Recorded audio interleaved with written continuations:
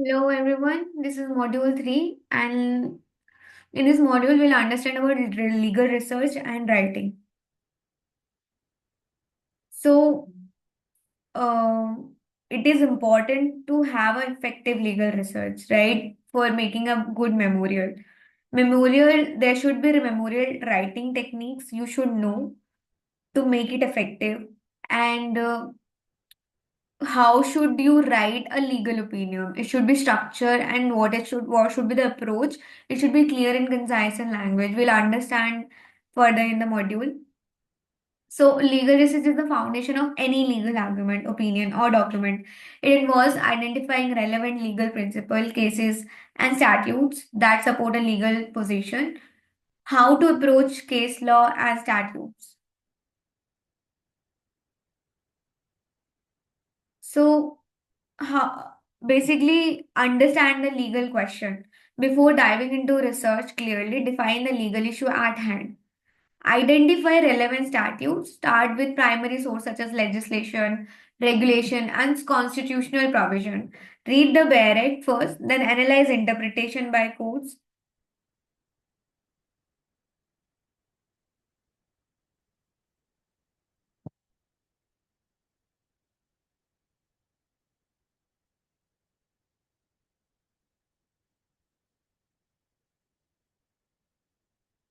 Reading case laws effectively is very important. So understand about the facts, what happened, understand the legal issue, what is the main point of law, understand the decision, what principle was applied. So this is all decision is also called ratio decidendi. Understand the obiter dicta, that is additional comments by judges that may not be binding but persuasive. Use a relevant database for your legal researches such as Manupatra, SSC, Online, Westlaw, LexisNexis. Identify precedents related to the issue of the case that your moot proposition have. So understand binding precedents, decision from higher courts that must be followed. Example, Supreme Court judgments are binding on High Court. Understand and research about persuasive precedent, foreign judgments, obiter dicta, decision from equivalent courts may be persuasive but not mandatory.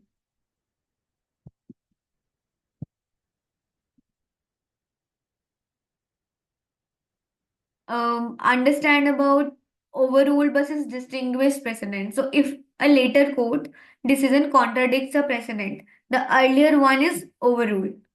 This is how you have to understand about the cases.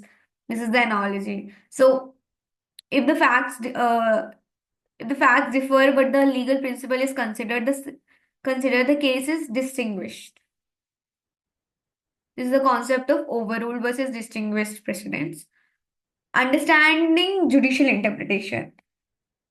So every case ruling is based on uh, some opinions and facts, right?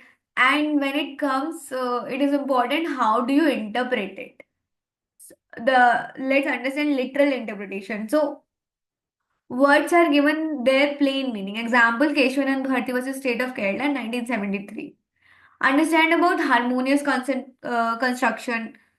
Conflicting provisions are read together. Given in example, Ashoka Kumar Thakur versus Union of India, 2008. So judges often begin with the plain text of the statute, relying on a literal meaning. This is called literal rule of interpretation. What is purpose-based interpretation? If the text is ambiguous, courts look at the purpose behind the law. And what is purposive interpretation? Courts consider the broader social or political goal that the statutes aim to achieve. This method is often used in cases concerning human rights. Let's understand about golden rule. It modifies the literal rule to avoid absurdity. And let's understand about mischief rule. It look at the intent behind the law. It says look at the intent behind the law. Example of for this is hidden case.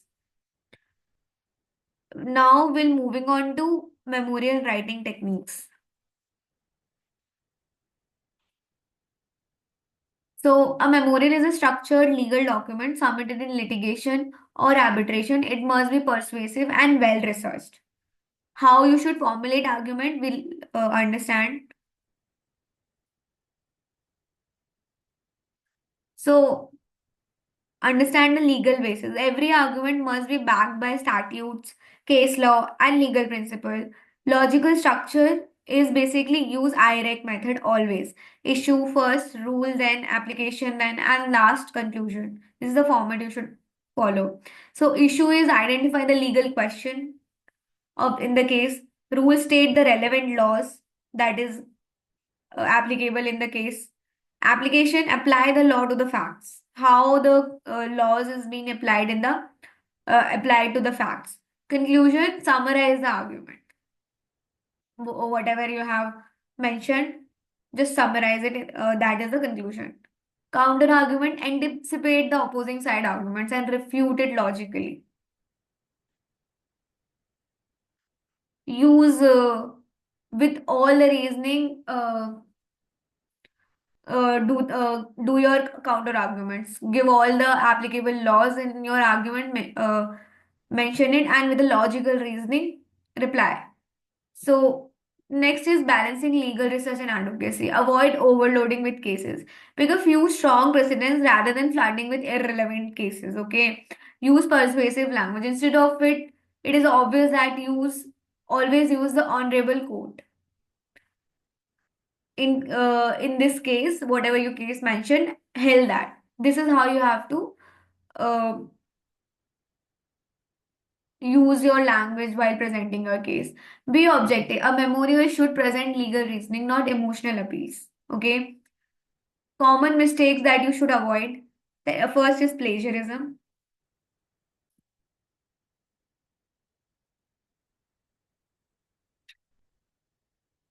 Always cite sources properly. Don't plagiarize. Over complication. Keep sentence concise and avoid jargon. Always avoid jargons that you use. Unnecessary heavy words make your memo very complicated. So use simple language. Ignoring counter arguments. Always address potential rebuttals. Okay. Citation and formatting guidelines. Use a recognized citation form that is Blue Book and Oscola. SCC. Example in Blue Book format is Keshwanan Bharti versus State of Kerala 1973. 4 volume is 4 SCC 225. Footnoting is essential for academic and legal writing, so use it.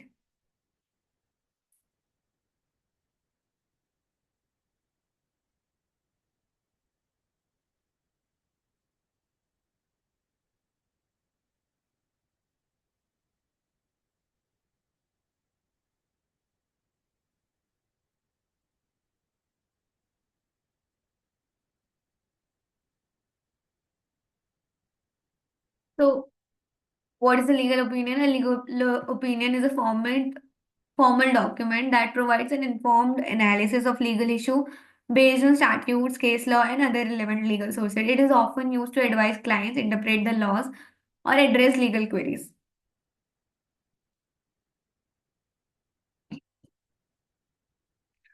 While drafting it, always use legal opinion along with the title of the case or issue at hand.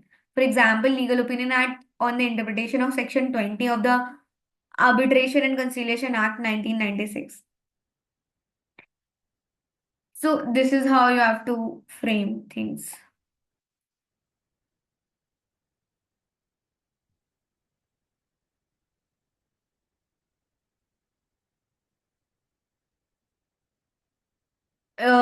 What should be the structure and approach of legal opinion? Start with an introduction, summarize the facts and issues.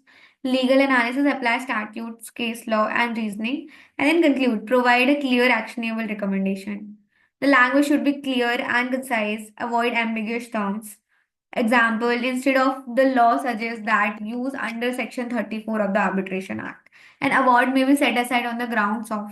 This is how you should use your language. Explanatory notes So, how you should write them, explain why a certain legal provision applies here. Example, if advising on a breach of contract includes statutory reference as per Section 73 of the Indian Contract Act 1872, damages can be claimed for breach of contract. The important case law related to it is in Hardley versus Baxendale 1854, the court held that damages must be foreseeable. Application of facts, since the delay in delivery was not communicated, damages may be limited.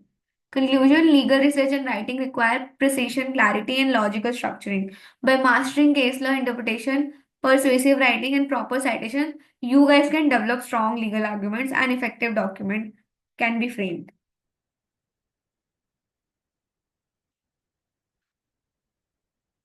So the key takeaways from this is follow structured approach. That is ILAC method I have already told. Ensure clarity and precision in language. Avoid legal jargon or ambiguity. Support your opinion with relevant case laws, statutes, and legal principles. Tailor your opinion to the facts considering judicial interpretation and precedents.